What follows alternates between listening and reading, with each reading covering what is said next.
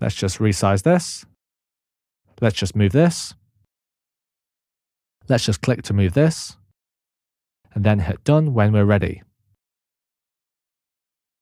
Let's now move both the images. And I'm going to delete this white line in the middle as I don't really want this for this design. Okay, let's now change this to how to cook papaya salad. Let's now change this to how to cook. Then below I have this text box.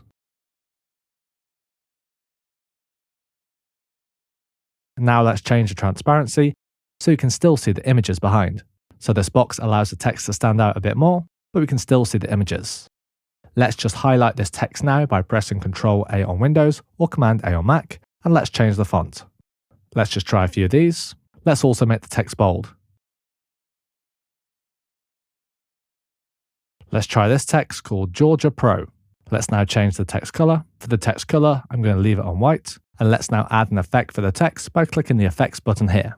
Let's try this one called shadow. And let's change the shadow color to black and increase the transparency so we can clearly see the shadow. Let's also adjust the offset and the direction of the shadow.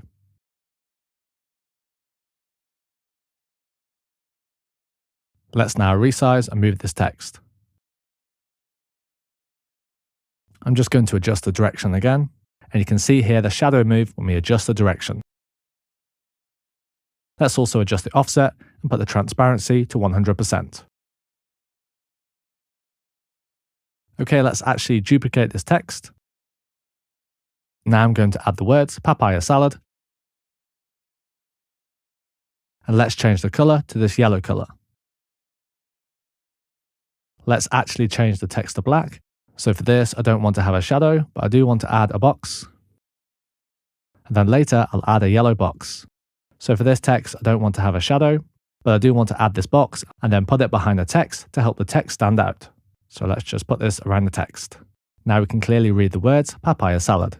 And let's just position this in the middle. Let's now select the box, and I'm going to change the transparency. Now we can see the images behind, but it still allows the text to stand out. Let's now resize these boxes and the text. Okay, I'm just going to adjust the line spacing for the words how to cook. Let's make it a bit tighter and put it in the center. Let's close the side menu now and just have a look at this design. The last thing I'm going to do is make these images a bit brighter. So let's click on the image on the left and then click on Edit Photo. And now let's click on Adjust and let's make the temperature a bit cooler.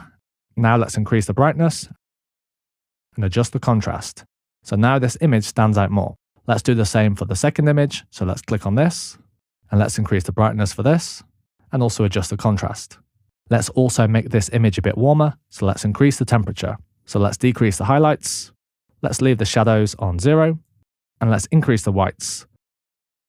Let's also adjust some of these settings as well. And let's also increase the vibrance so the image stands out a bit more. Okay, so that's how we can quickly make a comparison thumbnail in Canva.